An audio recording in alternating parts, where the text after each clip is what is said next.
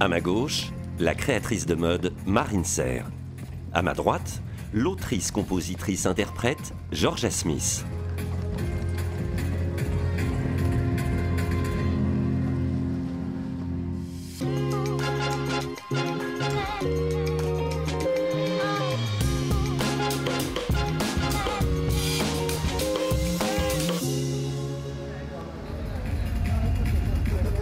Fin prête également pour la séance photo, la chanteuse Lourdes Maria Chicone León, dite Lola, fille de Madonna.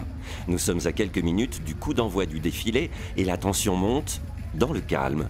Marine Serre, 30 ans, est la chef de file d'une nouvelle génération de créatrices de mode engagées. Pour la présentation de sa collection Mode masculine été 2023, elle joue l'inclusion et la diversité à tous les niveaux. Par exemple, elle n'a pas invité que des acheteurs, des influenceurs ou des journalistes. C'était le premier show ouvert au public, donc il y avait à peu près 1000 personnes voilà, qu'on a invitées comme ça de notre communauté via Instagram. On a juste fait un call, ok, vous pouvez venir. Et donc ça c'est aussi super beau pour moi de pouvoir inviter les gens qui ont envie de venir à un show et que ça ne soit pas uniquement réservé aux personnes qui travaillent dans le milieu de la mode. 1000 places gratuites?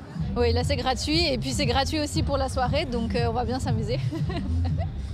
Et je pense que aussi ce qui est important, c'est que le lien avec ce que je fais, c'est aussi que mon but pour moi, c'est d'amener l'upcycling dans la rue. Et donc forcément, de donner aussi l'accès au show, ça va dans le même état d'esprit en fait, de changer ce système. À la fois nos manières de consommer, mais aussi de vivre et le système de la mode. Comment cela se traduit-il dans les vêtements? Tout est en upcycling, tout, même ce qui est neuf. Même ce qui est neuf, c'est fait avec du fil recyclé.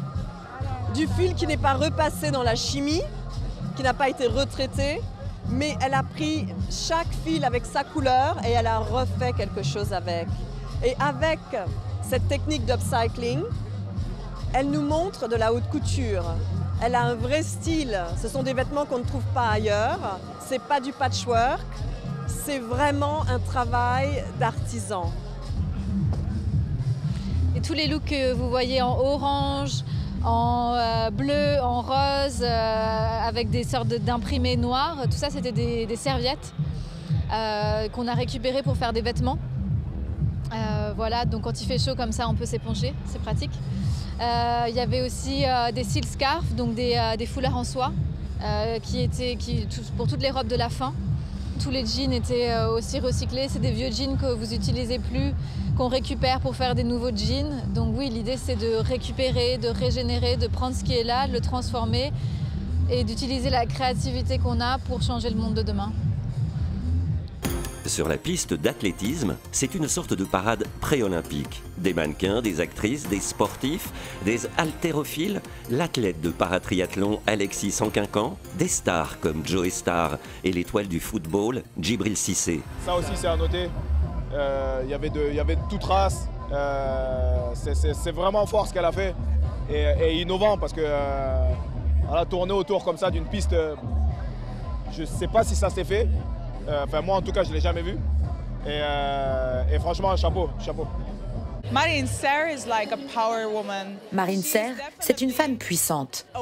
C'est une femme des temps modernes. Et je pense que chaque femme devrait embrasser son pouvoir comme elle. J'adore Marine.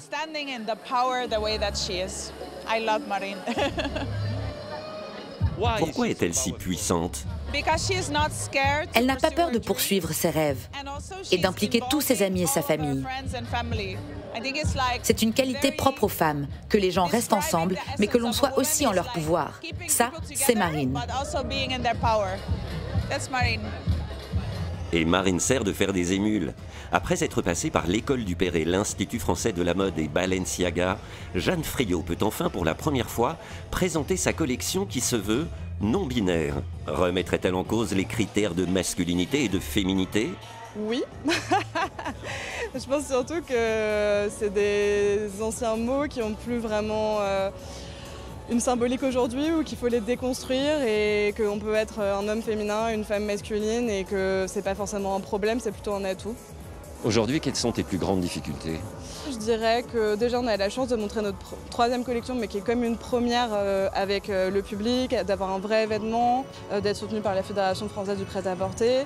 Du coup, nos difficultés, je dirais que faut que les gens soient réceptifs à l'idée d'avoir une mode non genrée, d'avoir une mode éthique avec des quantités limitées. Les difficultés, c'est d'être une femme dans la mode et d'avoir une visibilité. C'est ça, je pense, ouais. Concernant les ventes, les magasins grands comme petits, les réseaux de distribution sont encore très réticents à donner de l'espace aux collections unisexes. Mon message, c'est une mode non genrée, une mode pour tout le monde, que mes grands-parents puissent s'habiller comme ma petite sœur. C'est des gens LGBT, pas LGBT, que tout le monde puisse trouver une pièce chez Jeanne Friot, tomber amoureux de la matière de la coupe et se sentir bien. Construire de nouveaux imaginaires, répondre aux urgences climatiques et sociales, la mode apporte aujourd'hui des éléments de réponse belles et désirables.